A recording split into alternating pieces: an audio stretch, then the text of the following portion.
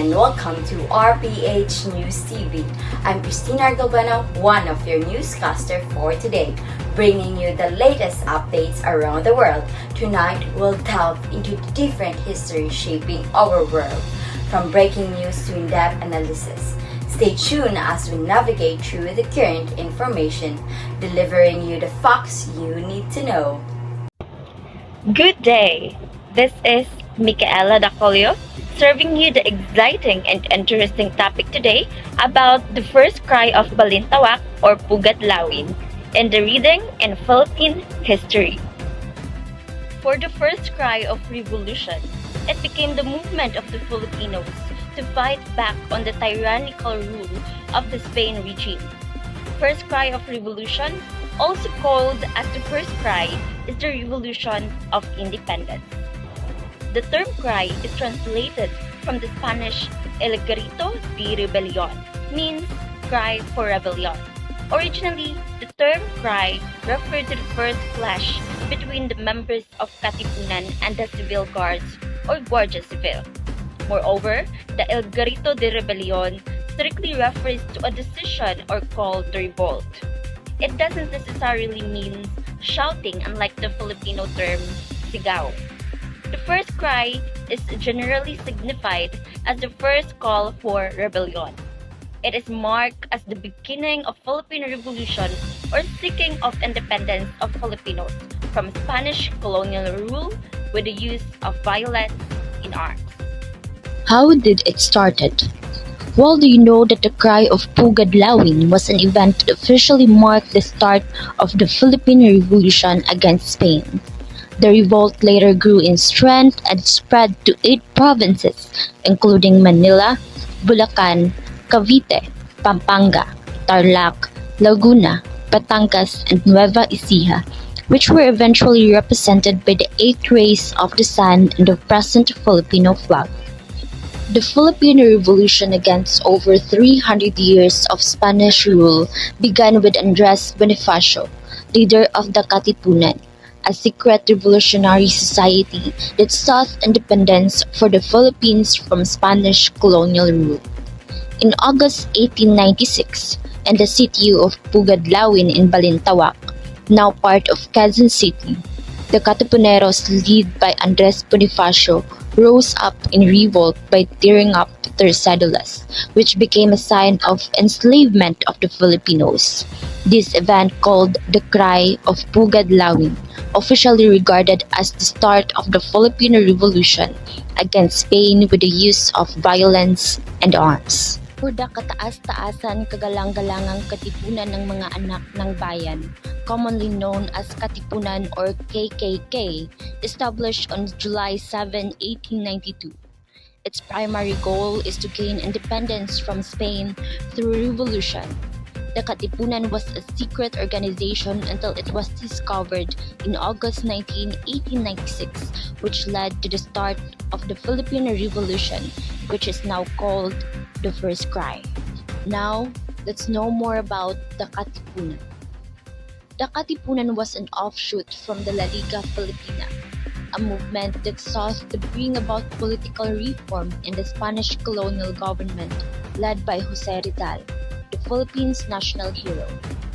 After several years had passed with essentially no changes in the constitution, Bonifacio and others lost all hope for some peaceful reform being brought about by La Liga Filipina.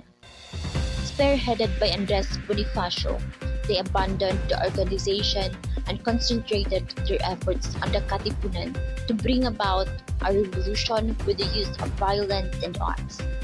Founded by Bonifacio, Ladislao Diwa, Diodato Arellano, and others on July 7, 1892, the secret organization consisted of both male and female patriots, including Bonifacio's wife, who led the female faction.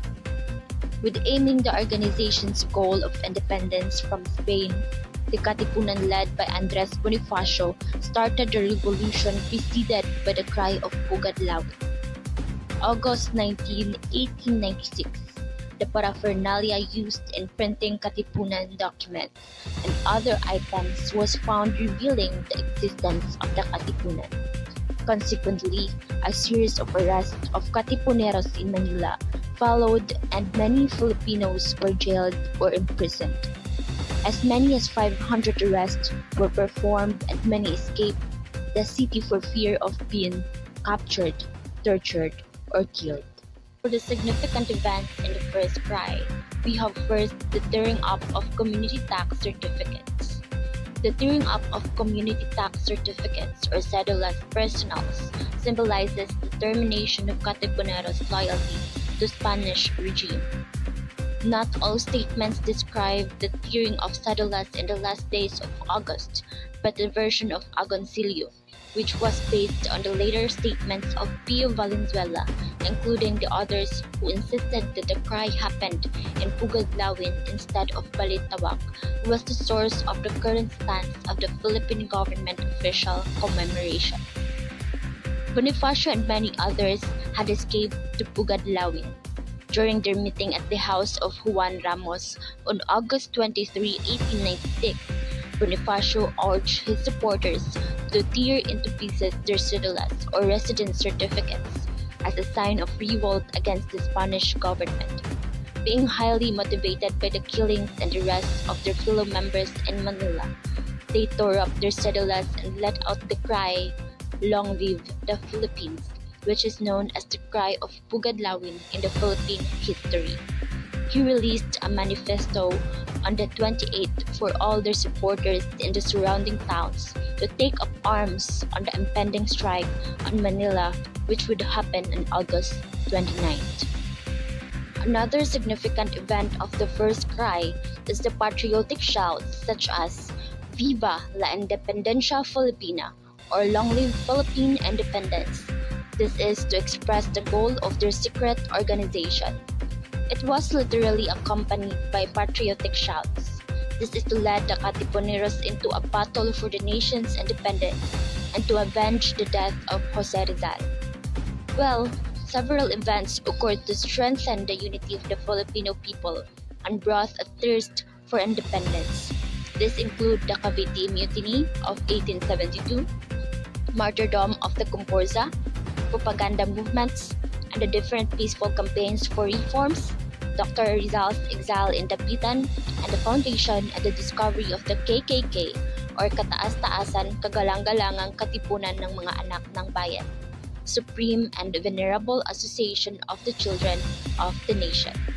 Now is the first cry of rebellion, controversy, and conflicts. Controversy about this particular event actually arises, especially in the specific dates and place where this cry particularly happened. This controversy remains unsolved in the Philippine history since different Filipinos have varying accounts as to when and where it happened. And you'll know more about the unsolved controversies once the next reporter will give you more information about the backgrounds of the authors and their accounts. But before that, let's first have the death and legacy. The cry of the rebellion in Pugadlawin marked the beginning of the Philippine Revolution in 1896, which ultimately led to Philippine independence in 1898. After Bonifacio's death on May 10, 1897 in Maragondon, Cavite, General Emilio Aguinaldo continued the revolution. He declared the independence of the country from Spain on June 12, 1898 at Kawit, Cavite. That's all for me. Once again, this is Micaella Dacollo, and I'm glad to share some fascinating facts with you on the first cry of Balintawa or Pugadlawin. Just sit back and relax and enjoy another interesting news. Thank you and good day.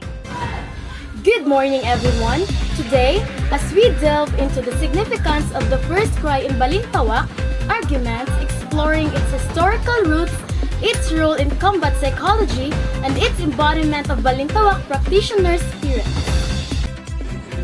Dr. Pio Valenzuela, the only eyewitness who counted that the cry happened in Pugadlawin. Dr. Pio Valenzuela is a crucial figure in Philippine history as he is regarded as the sole eyewitness who attested to the cry that occurred in Pugadlawin. The cry in Pugadlawin, also known as the cry of Balintawa, mark a pivotal moment in the Philippine Revolution against Spanish colonial rule. On August 23, 1896, under the leadership of Andres Bonifacio, Filipino revolutionaries tore their cédulas or residence certificates in defiance of Spanish authority, symbolizing their determination for independence. Dr. Paio Valenzuela, first-hand account on his event holds significant historical weight, highlighting his role as a key witness to the beginnings of the Philippine struggle for freedom. August 20, 1896, the first place to refuge of Andres Bonifacio, Emilio Jacinto, Prosopio Bonifacio, Teodoro Plata, Aguedo del Rosario was in Balintawa. This refers to the account of an eyewitness who claimed that the cry of the Philippine Revolution against Spanish rule, famously known as Cry of Pugadlawin, took place in Pugadlawin. This eyewitness was one of the first to take refuge with cave figures like Andres Bonifacio and Emilio Jacinto. 500 Katipunan members, Apolonio Samson's house, Berchio Pantas, Alejandro Santiago, Ramon Bernardo, Apolonio Samson, and others. August 22, 1896. All of these are described the initial gathering of around 500 members of the Katipunan on August 22, 1896. This meeting occurred at the residence of Apolonio Samson in Kangkong. Along with the individuals mentioned, other notable figures were also present. However, it's noted that this gathering was primarily for exchanging views, and no official resolution or decisions were made. Teodoro Agoncillo Revolt of the Masses 1956 influenced change with the first Christ date and venue, August 23, 1896. Teodoro Agoncillo, as renowned Filipino historian, published Revolt of the Masses in 1956, which is a pivotal work in the Philippine historiography.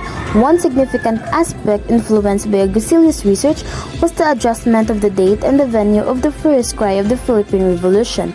Traditionally, the cry was believed to have occurred on August 26, 1896, at the home of Katipunan member Paio Valenzuela.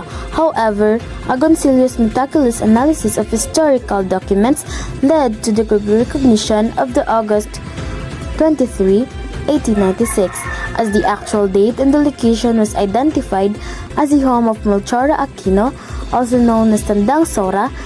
This revision was a crucial contribution to the accurate portrayal of Philippine history, emphasizing the grassroots nature and the widespread support for the revolution among the masses.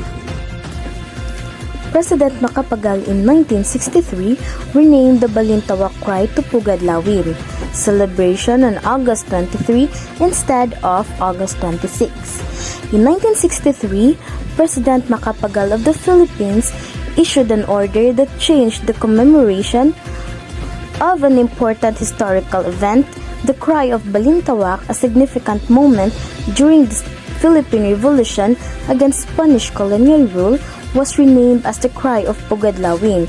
This renaming was symbolic, aiming to highlight a different location where the revolution started. Additionally, President Macapagal designated August 23 as the official day to celebrate an event, shifting it from August 26. This change in date was likely a strategic decision to align with historical accuracy or to emphasize the specific aspect of the revolution's beginning. Overall, the order reflected a deliberate effort to honor and remember pivotal moments in history and precision and clarity. First cry occurred in Caloocan, Quezon City, Bahay ng Toro, and Pugadlawin. The first cry refers to an event in the Philippine history known as the Cry of Pugadlawin or Sigaw ng Pugadlawin in Filipino. It took place on August 23, 1896. In Pugadlawin, which is now part of Quezon City, Philippines, this event is significant as it marked the beginning of the Philippine Revolution against Spanish colonial rule.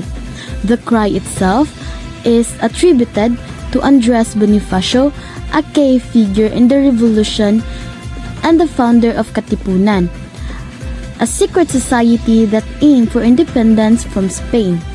The exact location of the first cry has been debated, with the same historical accounts mentioning Caloocan, Quezon City, Bahay ng Toro, and Pugadlawin interchangeably.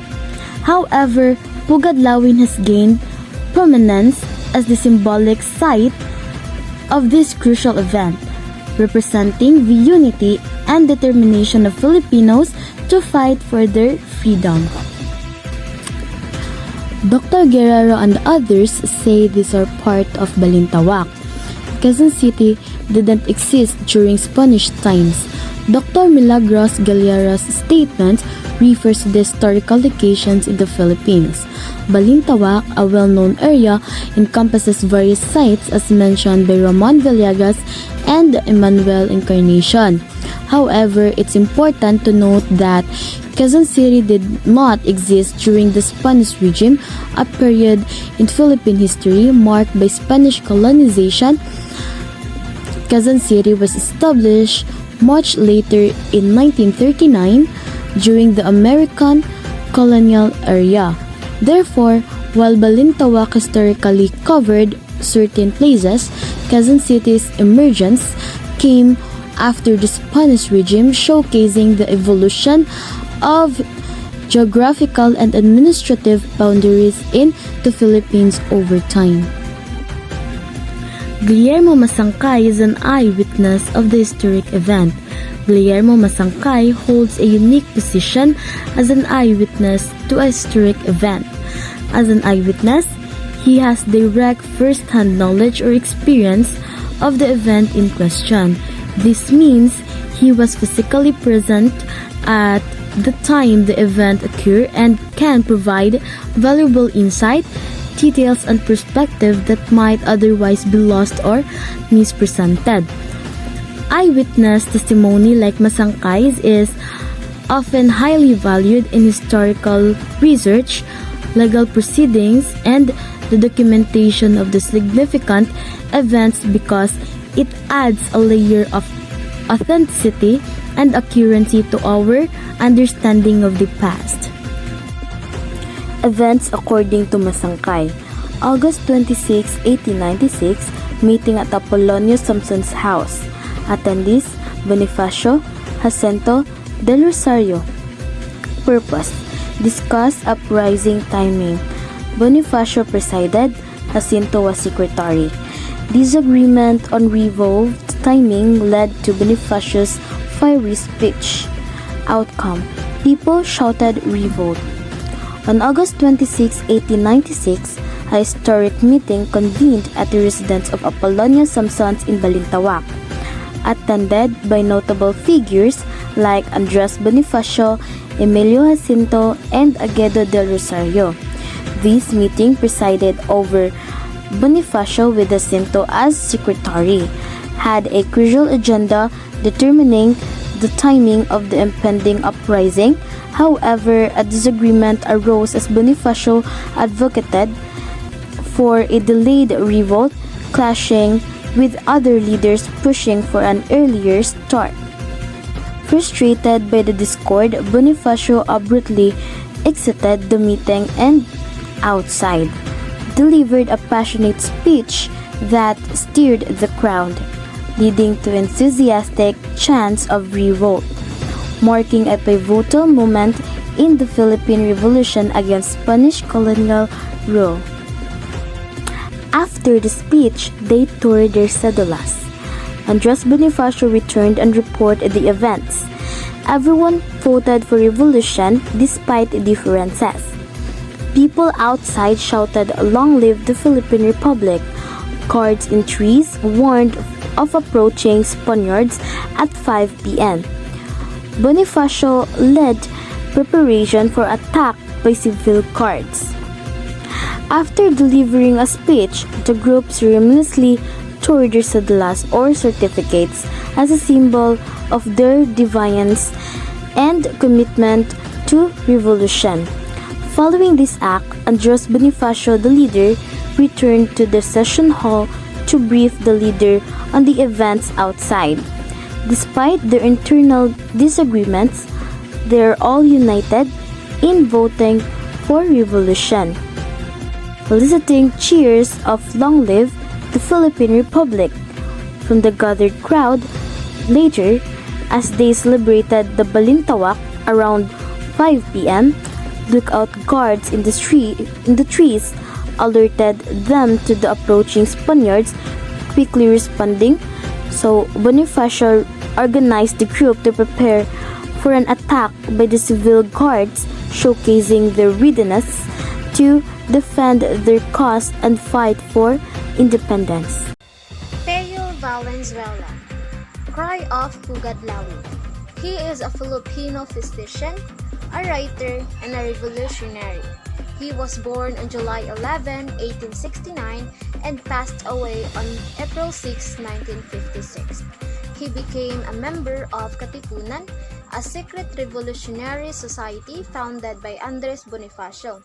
He actively participated in the Cry of Pugadlawin on August 23, 1896 and used his medical skills to treat wounded revolutionaries.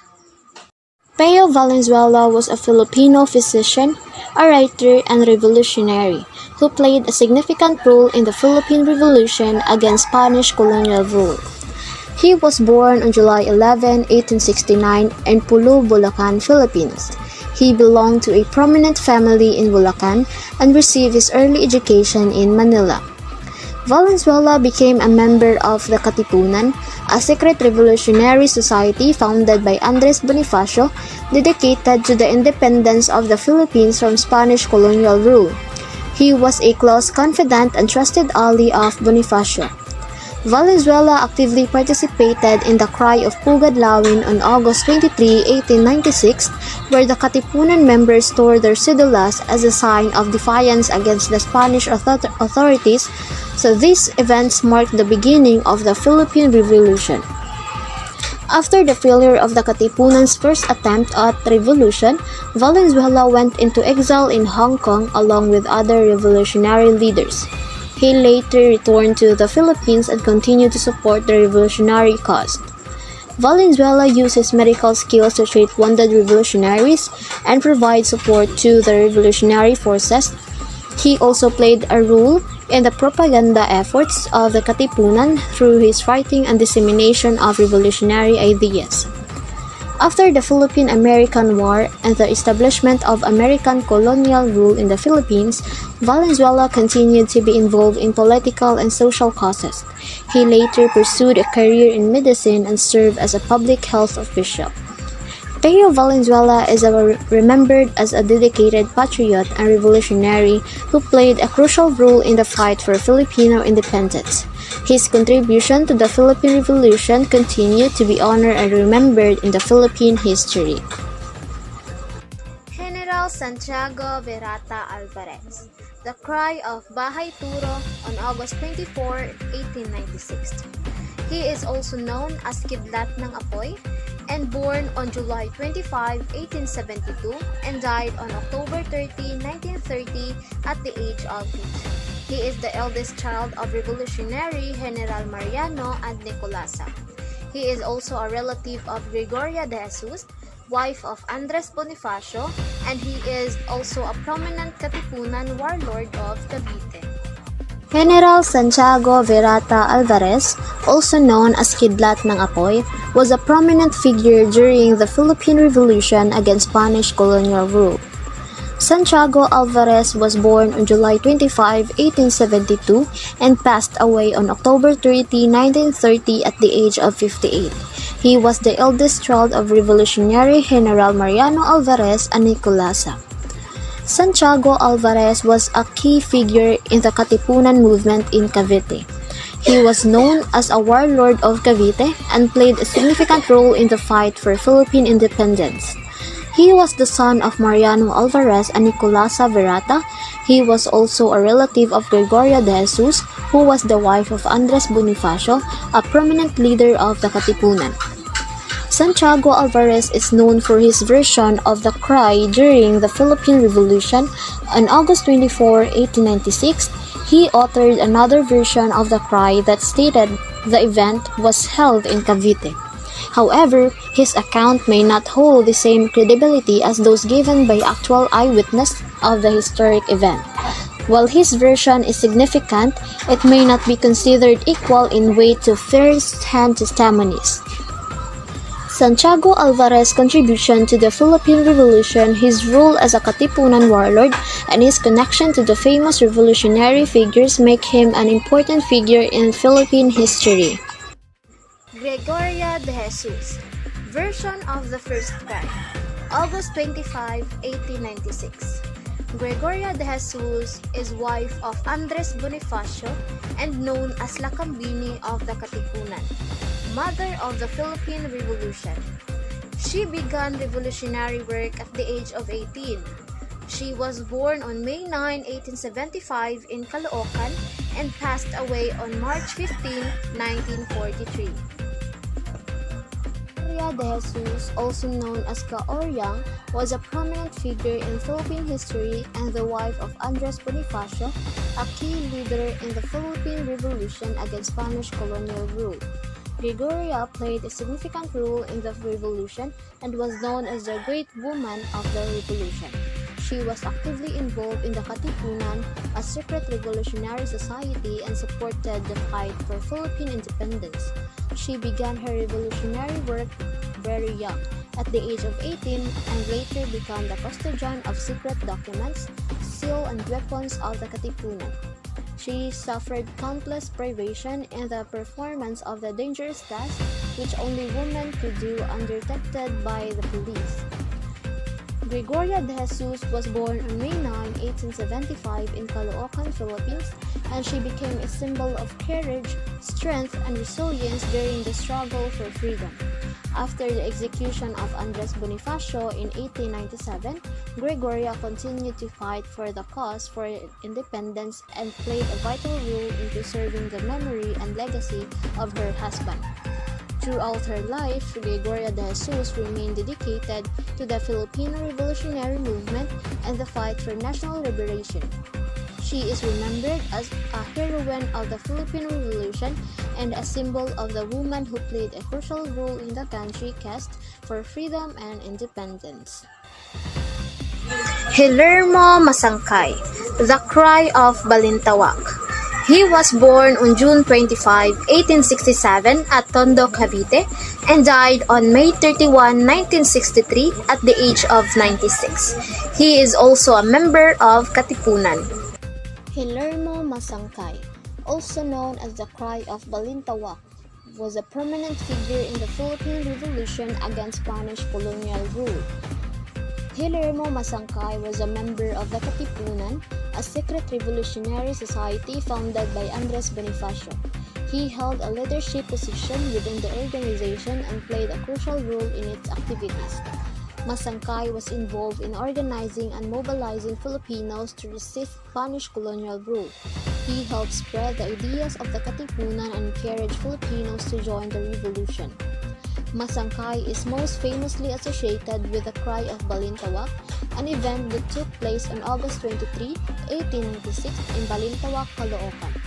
During this gathering, Filipino revolutionaries including Masangkay proclaimed their defiance against Spanish oppression and called for independence. The Cry of Balintawa is considered as a significant event that marked the beginning of the Philippine Revolution. It served as a catalyst for widespread resistance and uprising against Spanish colonial forces. Guillermo Masangkay, like many other revolutionaries, made great sacrifices in the fight for Philippines' independence. His bravery and dedication to the cause inspired others to join the revolution and continue the struggle for freedom.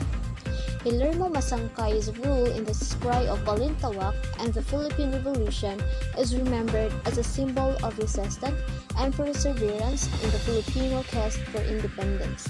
His contribution to the national struggle against colonial oppression continue to be honored and commemorated in the Philippine history. Hello everyone, I am Ellah Rayne, Kilario, and welcome to our news broadcast for today.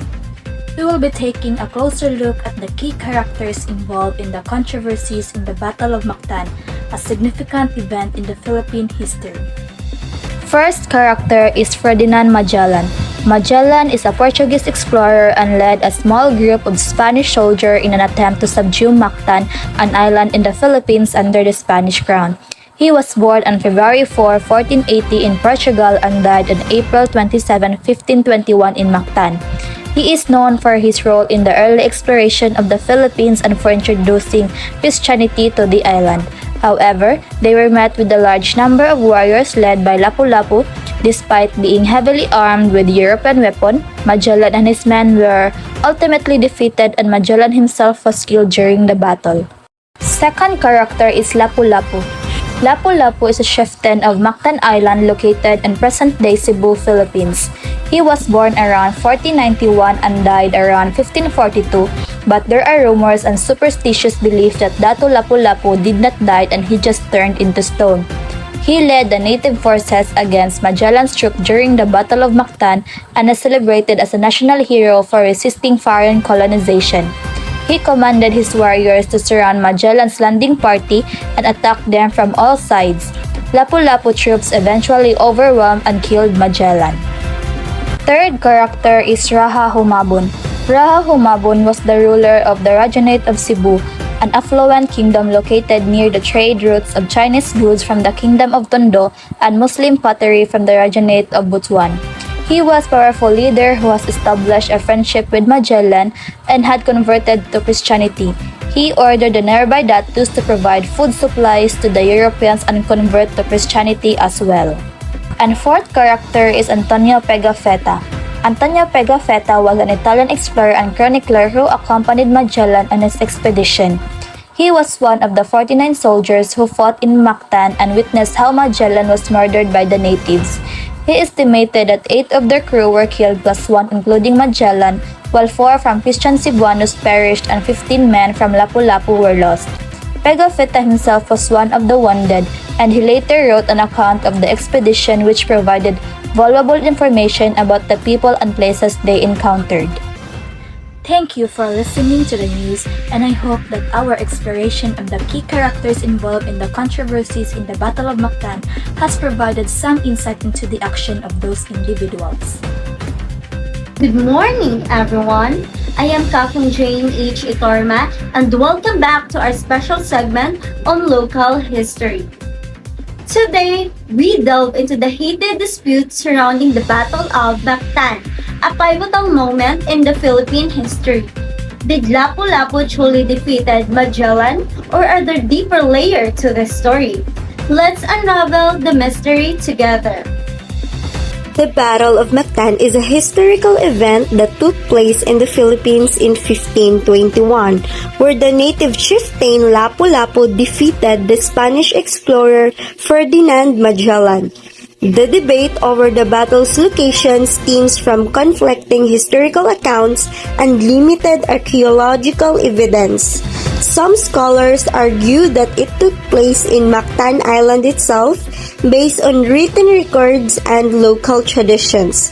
However, others propose alternative locations such as Mactan Camotes Island, citing geological changes over time and discrepancies in historical descriptions.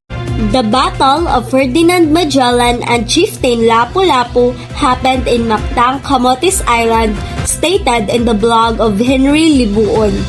Blogger Turistang Pobre, during his visit to Camotes Islands in August 2017, an excavation was done and was able to discover artifacts of war like swords, lance, spears, booms of human and relics. As being interpreted by some historians, the Chronicle of Antonio Pigafetta stated that it takes 3 hours to travel from Cebu to the island. Mactan, Lapu-Lapu City.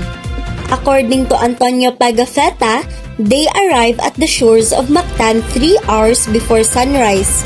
Magellan sent a message to the natives saying that if they still refused to recognize the Spanish king and pay them tribute, they would demonstrate how effective their swords were at wounding people. In reply, Lapu-Lapu's men told Magellan that although the Spaniards had lances, they too were armed with bamboo and stakes hardened with fire. The natives requested Magellan's party to wait until morning before attacking so they could gather more warriors, to which Magellan obliged. The statement of Antonio Pigafetta proved that the battle happened in Mactan, because as Pigafetta said that they arrived in Mactan within 3 hours. This time was consumable to travel in Cebu to Mactan because their ship had no engine, unlike the modern jeep that have engine. If the battle happened in Mactan, Camotes Island, the 3 hours was not enough to travel in Cebu to Mactan, Camotes Island. As the local dispute surrounding the Battle of Mactan continues to unfold, it underscores the complex layers of history and identity shaping the community's dialogue. We have the hottest issue that's been ensuing for more than a decade, one of the controversies of the Battle of Magellan. Who really killed Magellan? Is it Lapu-Lapu who killed Magellan, or Magellan was killed by a group of natives? Who do you think killed Magellan? Let's dive in more on who killed Magellan. So Magellan is a Portuguese explorer. Before he started his voyage, he first presented his bold plan to King Charles I. He proposed a west-round voyage to the East Indies, promising a shorter route to Spice Island, and later on it was approved by King Charles I. He brought 5 ships and over 250 men, and they've been sailing 4 months at the sea and arrived at the Philippines on March 1521. As dawn broke, Magellan's fleet, armed with cannons and crossbow, faced Lapu-Lapu's warrior armed with bamboo spears and native courage.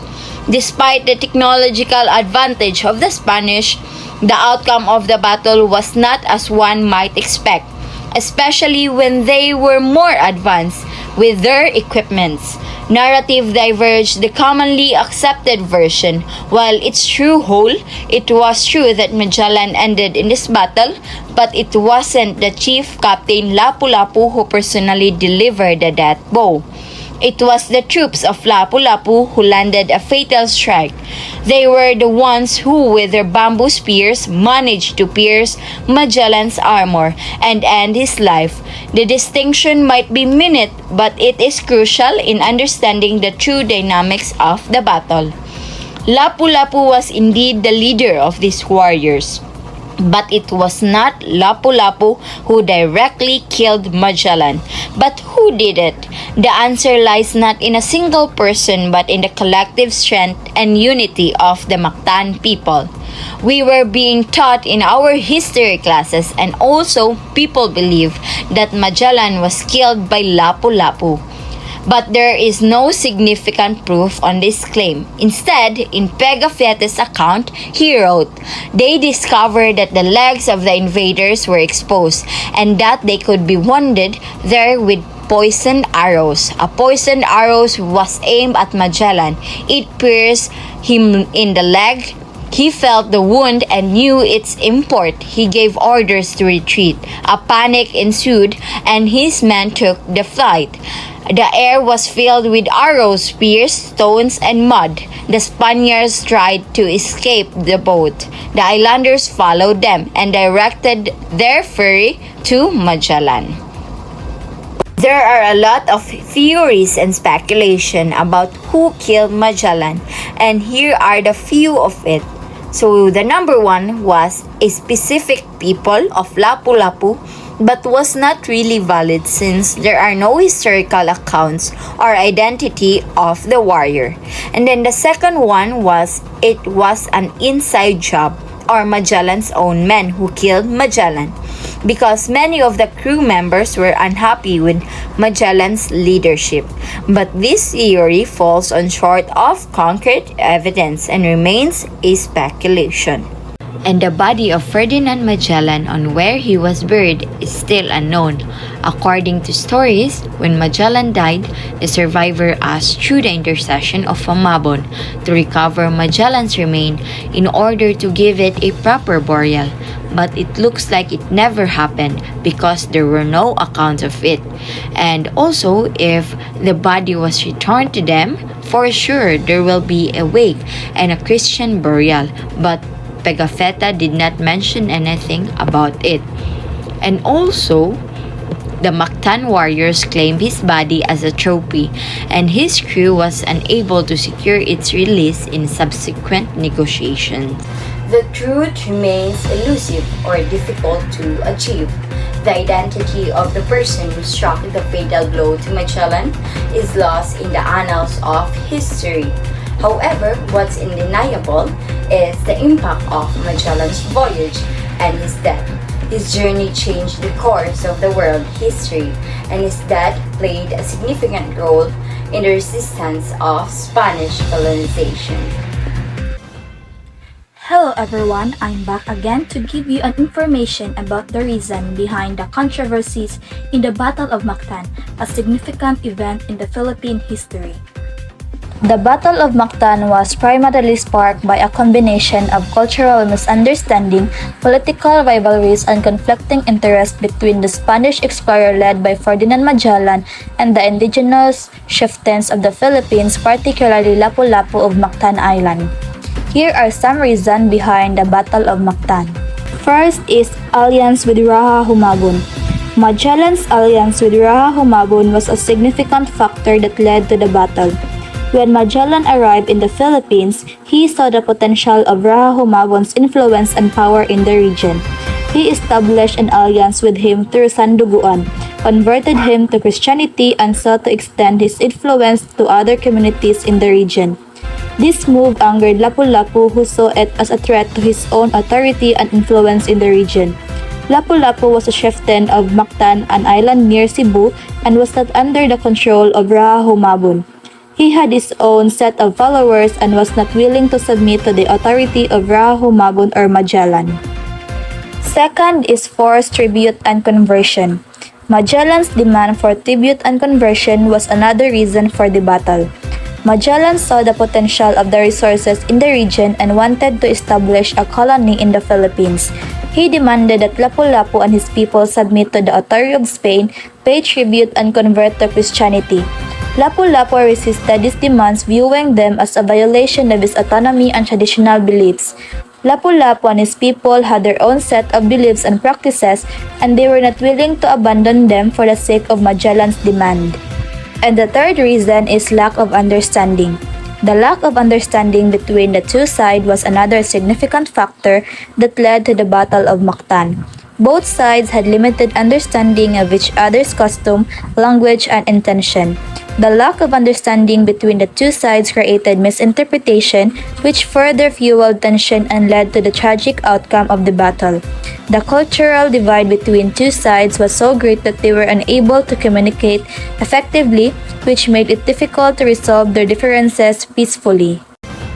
Thank you for listening to the news, and I hope that our exploration of the key characters involved in the controversies in the Battle of Mactan has provided some insight into the action of those individuals.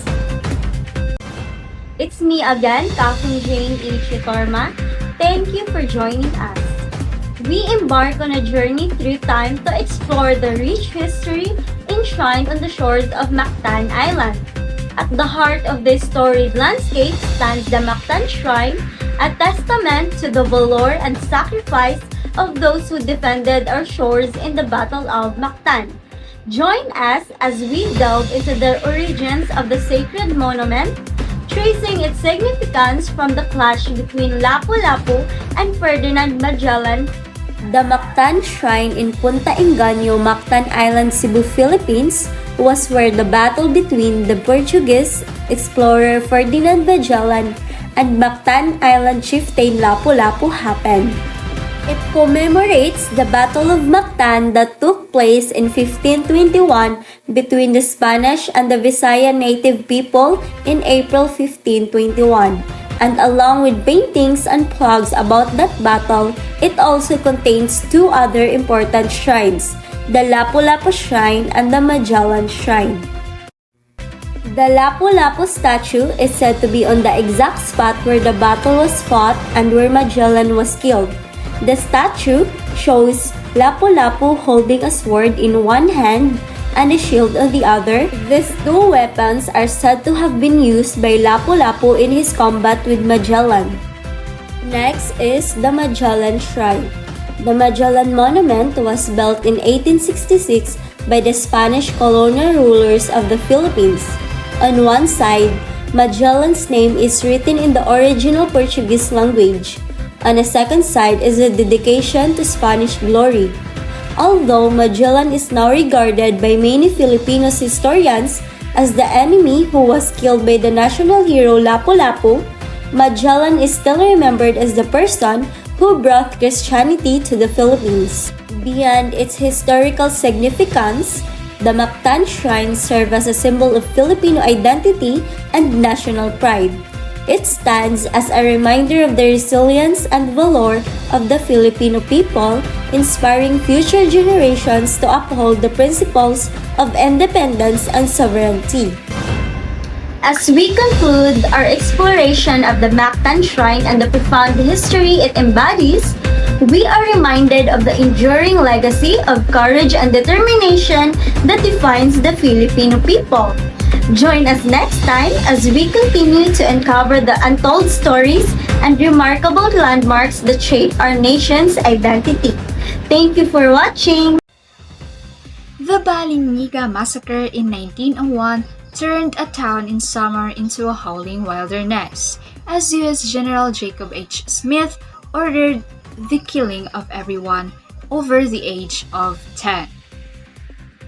Balangiga Massacre is a massacre of a United States infantry company during an insurrection by Filipino guerrilla on September 28, 1901 at Balingiga, Samar, Philippines.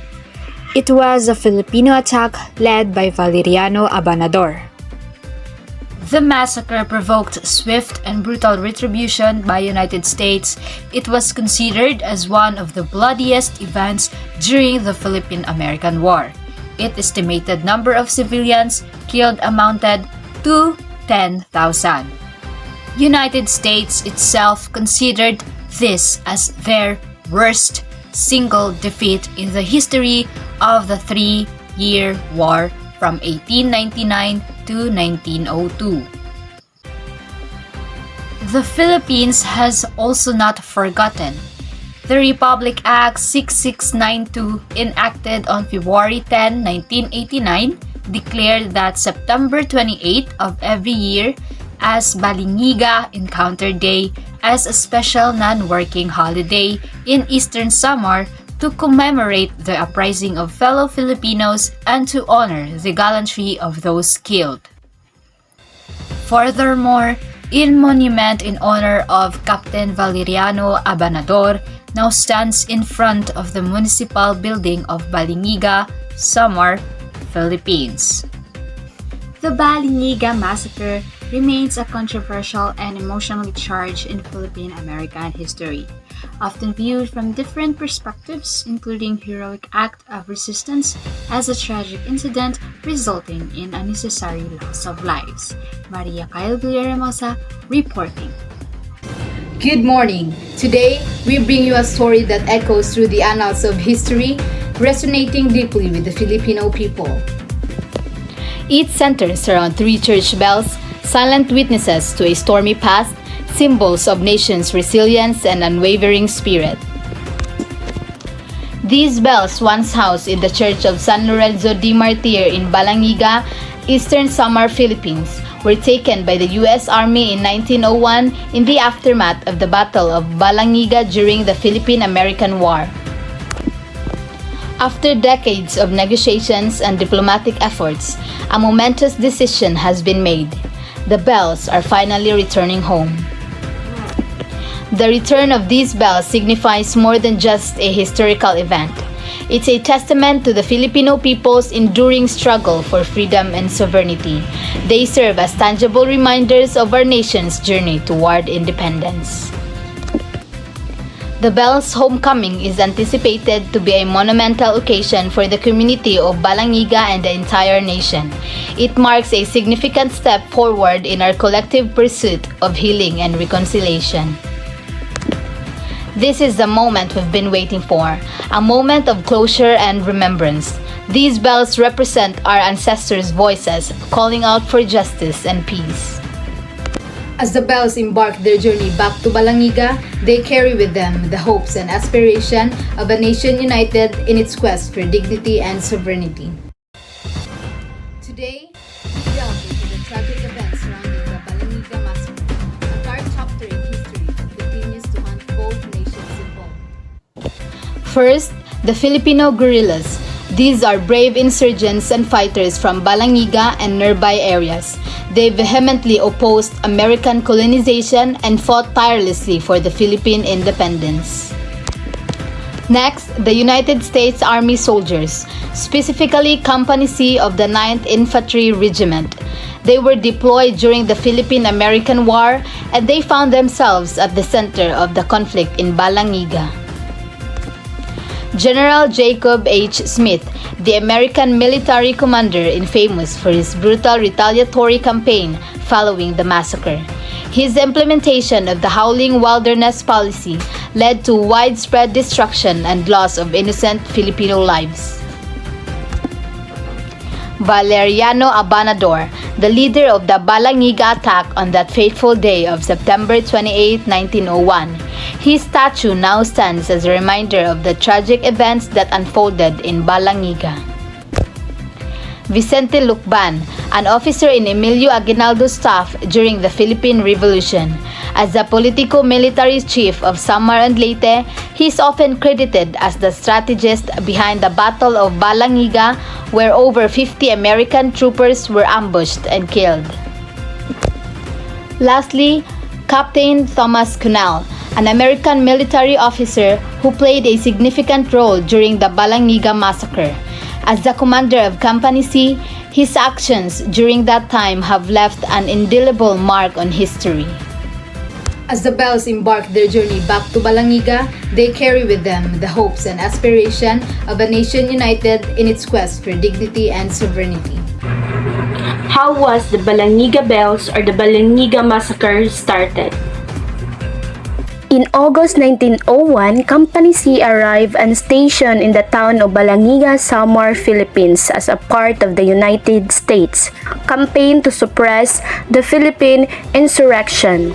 Vicente Lucban arrived in December 1898 to lead Samar.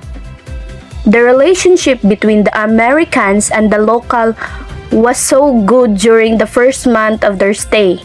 They drank tuba together and played baseball. Captain Thomas Connell is the commanding officer unit in Balangiga High due to various issues, including the imposition of heavy taxes, forced labor, and other form of oppression. He ordered to clean up the place and unintentionally decut the vegetables. Over 80 men were summoned, imprisoned, and not fed during this time. The arrival of the American troops. The local Filipino insurgent under the leadership of Valeriano Abanador planned a surprise attack on the American garrison station in Balangiga. On the morning of September 28, 1901, Filipino insurgents, disguised as women and workers, entered in the town carrying concealed weapons, including bolos. The signal for the attack is the church bells of Balangiga Rurang, signaling the start of attack and catching the American soldiers off guard. The ambush and the massacre. The Philippine insurgent launched a coordinated ambush targeting American soldiers during the breakfast and killing around 48 out of 78 American troops stationed in Balangiga. The attack was swift and brutal. General Jacob Smith heard about what happened, and he ordered Mayor Littleton Waller to say, "I want no prisoner. I wish you kill and burn. The more you kill and burn, the better it will please me. The interior of summer must be made the howling wilderness." The retaliation and the countermeasures. Following the massacre, the American military launched a brutal retaliation campaign in summer, which resulted in a widespread destruction and loss of civilian lives. Consequences and aftermath. The incident. The Balangiga massacre and its aftermath intensified the conflict between the Filipino insurgents and the American forces. The event became a symbol of Filipino resistance against the American colonization. Reflecting on these historical events reminds us of the enduring lessons they impart.